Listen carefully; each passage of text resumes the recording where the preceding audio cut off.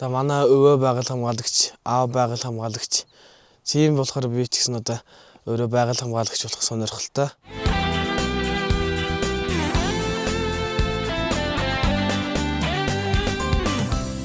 Ер нь л хүүхэд ахуйгаас эхлээл одоо энэ байгаль орчны ажилд л ажилласан гэж болно. Яагаад гэхээр бол миний аав бол энэ байгаль хамгаалагч ажлыг анханасаа эхэлж гээд 28 жил байгаль орчны салбарт өндөр насны хэлбэрт гараад ирсэн юм аа.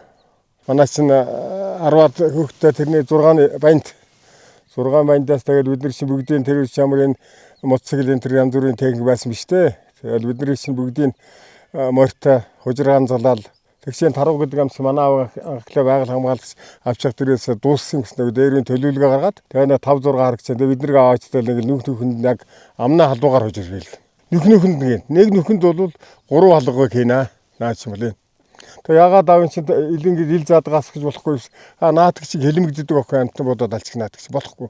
Нүхэнд нэгээл ингэж л одоо бид нэг анхнаас хэлжил ер нь сургууль хүмүүс ер нь гэр ахуйс эхлээл одоо бараг л байгаль орчны тэр сургалтыг гэрээс авсан гэж л одоо надад хэлж байна л да. Тэгээд аав маань одоо 91 он хүртэл байгаль хамгаалагч гэсэн. Тэрнээс хойш одоо би ингээ одоо таруу гэдэг амтны өсөөд үржээд ер нь тоо толгоо бол алдагдчихсан байна. Тэгэл ер нь нутгийн өвгөд болон тэгээд энэ байгаль орчны салбарт ахмадууд бол одоо хөвшин ойл одоо энэ нутгийн таруугуулууд ингэж өссөн гээл ингээл хэлж идэм тэрний их тусгалтай байлаа гэ надад.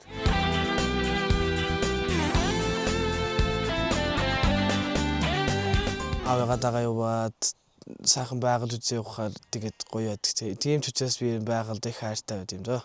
Тэгээд аавыгаа багасаа дагсаар адил намайг хүн манай нутгийнхан маань хүртэл нанж дины үргөвч гэж тэгж хочилдог байсан юм аа. Тэгээд тэр нь ч надад гоё байд. Аавынхаа ажлыг өвлж авна гэж боддог сайн байгаль орчны талын сайн сургуулиар сураад ирээд нутагтаа ажиллана гэж боддог.